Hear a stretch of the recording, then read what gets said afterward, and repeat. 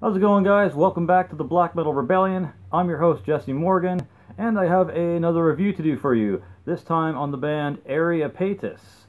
They are a raw black metal band from Anchorage, Alaska. This is going to be about their debut self-titled release. It has 7 tracks, clocking in at roughly 43 minutes in length. I think was released around November of 2016. As usual, I'm going to break it down with vocals, guitar, bass, drums, what my favorite tracks are, and some overall thoughts. So let's just get started. First off, the vocals were, as usual for black metal, very raspy, kind of like gargling wretches this time though. It was about mid-level in the mix, not like right up front or anything like that, or too overbearing or overpowering. It was very consistent the whole way through. It had about medium to somewhat thick reverb, but it just added to it, so there you go for that. There was also, throughout the album, some odd low vocals. It kind of reminded me a bit of, I guess, Behemoth. I want to, like, compare it to something else, but nothing really pops up in my mind at the moment, and I kind of just, that's what I wrote down, so that's kind of what I'm going with right now. So if you remember the Behemoth vocals that does the lows, or when he does the lows, that's kind of what this is about.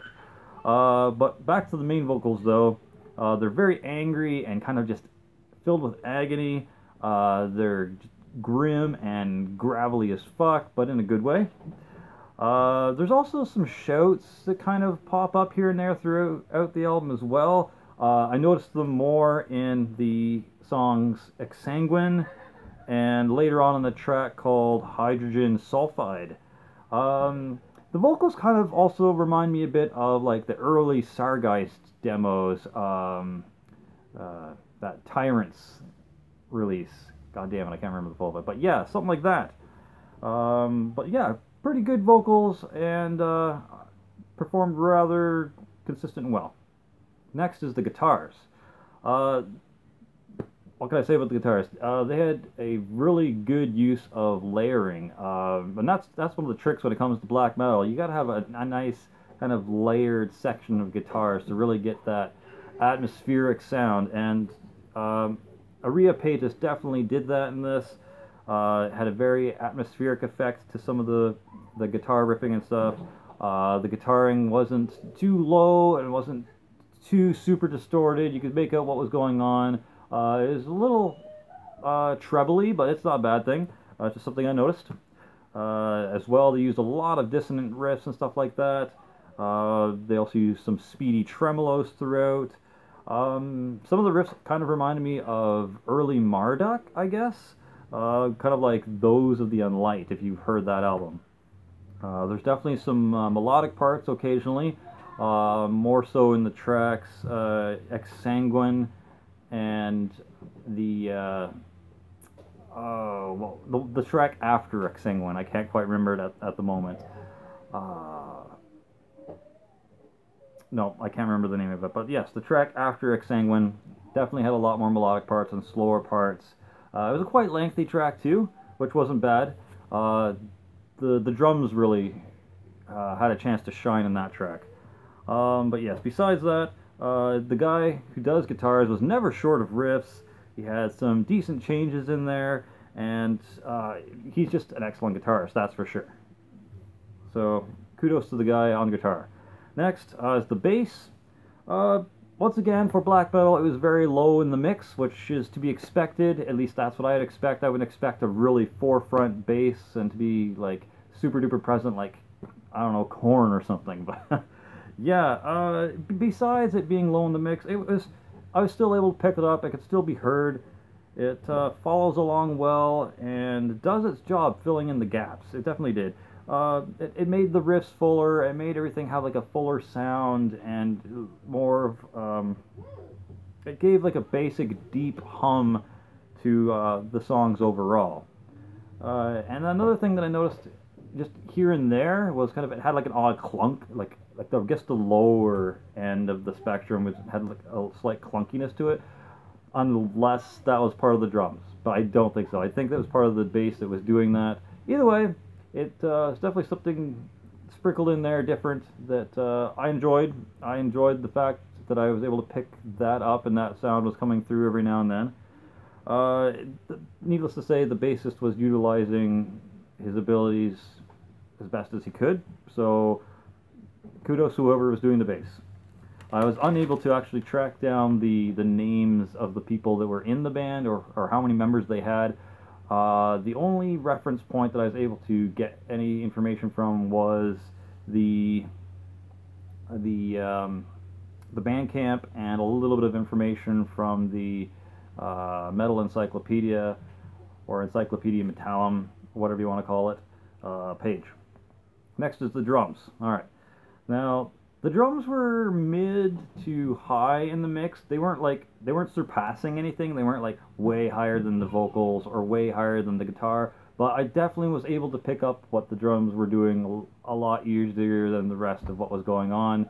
I'd say I was able to pick up what was going on with the drums around the same amount as the vocals. So that's how that is.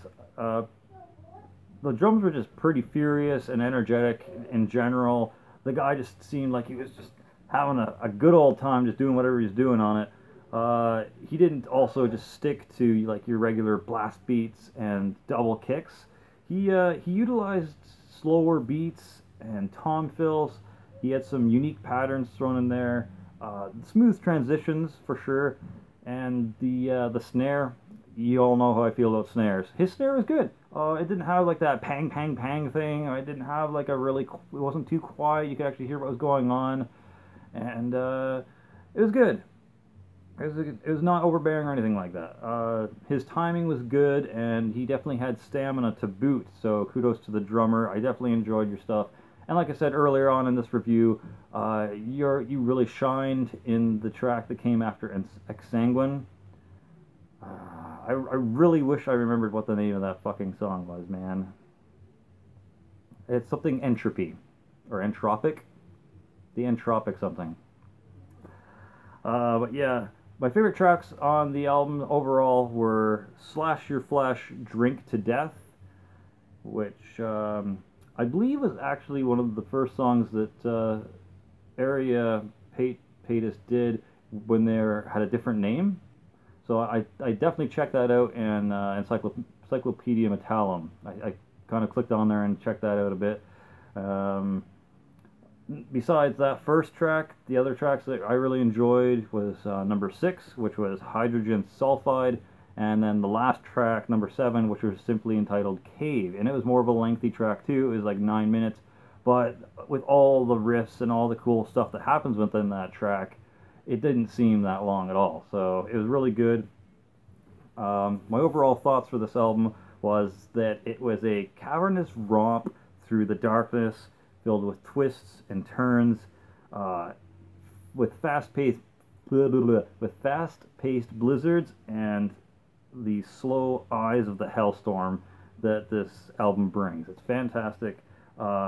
Denizens of Alaska, beware. Arria Paetus are definitely kicking ass and taking names.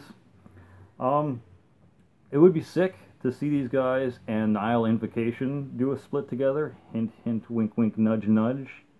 But needless to say, I'm definitely interested to see what these dudes do next, so definitely check them out. Links will be provided in the description box below.